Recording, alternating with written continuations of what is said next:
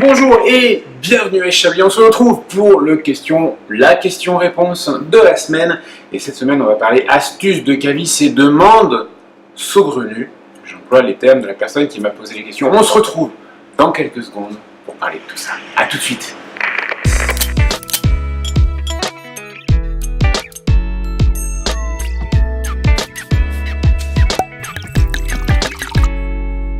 Bonjour et bienvenue à Chablis, j'espère que vous avez passé une magnifique semaine. On se retrouve en effet pour le question-réponse. On est quoi, 16, 17e épisode dans la saison.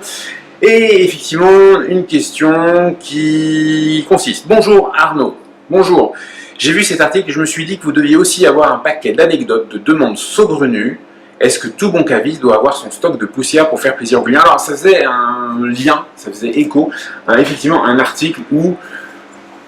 Alors, pour ce que j'ai pu lire, parce que j'ai pas eu accès à tout, où on retrouvait la demande d'avoir de la poussière, parce que quand on a une bouteille avec de la poussière, ça se vend finalement mieux. Est-ce que j'ai constaté ça à Chablis? Non, mais je crois que je ne l'ai pas constaté pour une raison toute simple. Cette raison, c'est tout simplement que je fais la poussière. Donc j'ai pas, ou très peu de poussière sur la bouteille, et vous allez me voir quand vous venez à la cave acheter une bouteille, je vais faire un geste tout bête, je vous montre.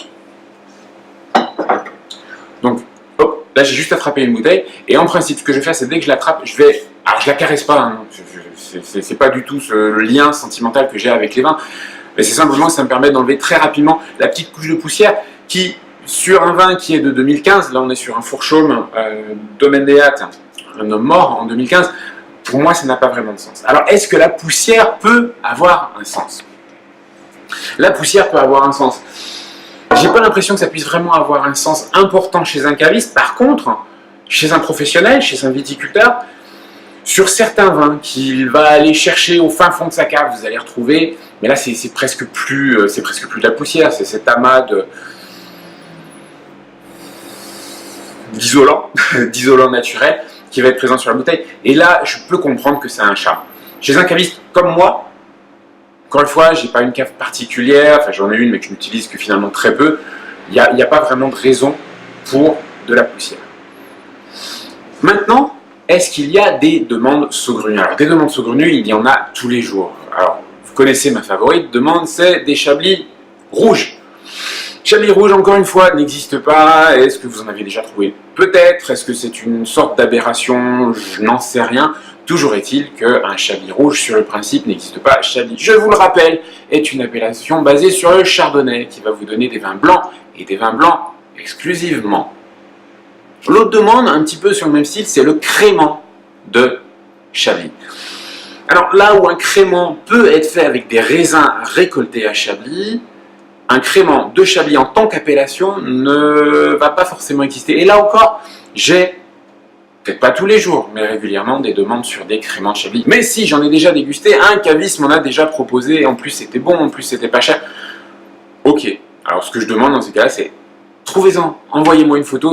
D'ailleurs, si vous avez l'occasion de mettre la main sur ce genre de petites perles, des Chablis rouges, des créments de Chablis, des Chablis en bouteille plastique de 3 litres, n'hésitez pas à me les envoyer, c'est toujours sympa, je les mettrai sur Instagram, je les mettrai sur les réseaux sociaux, on pourra en reparler.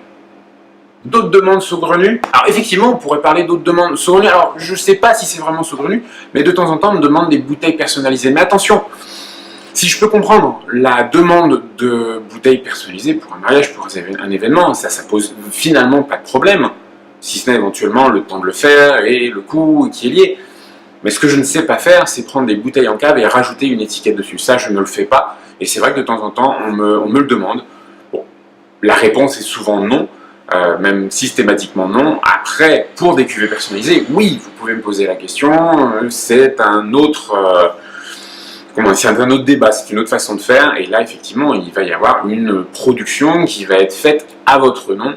Mais encore une fois, c'est une logistique qui est un tout petit peu différente et naturellement des coûts qui peuvent être un tout petit peu différents. D'autres demandes qui peuvent être un peu bizarres, alors qui ne sont pas bizarres, qui sont liées au métier, c'est les expéditions.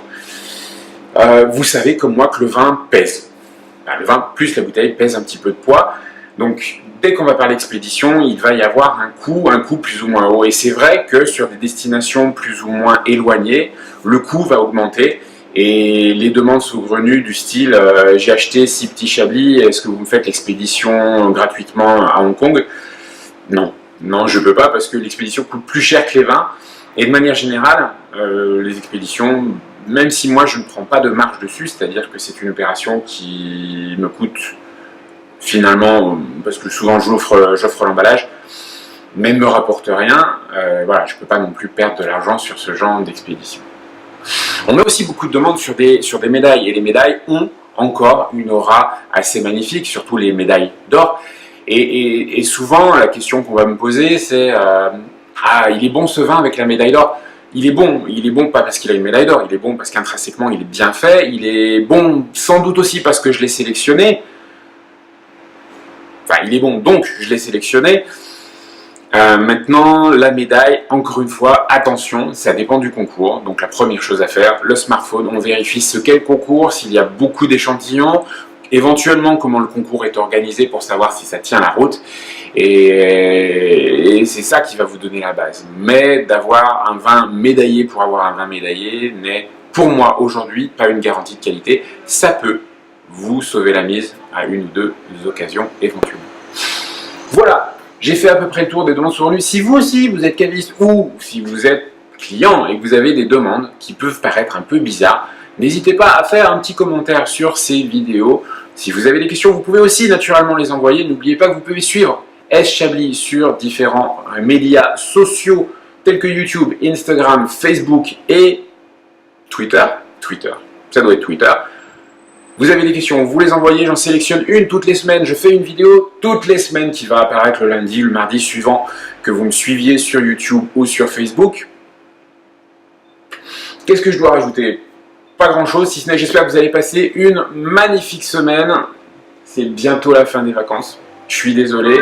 On se retrouve très très vite et d'ici là, n'oubliez pas de déguster. À bientôt.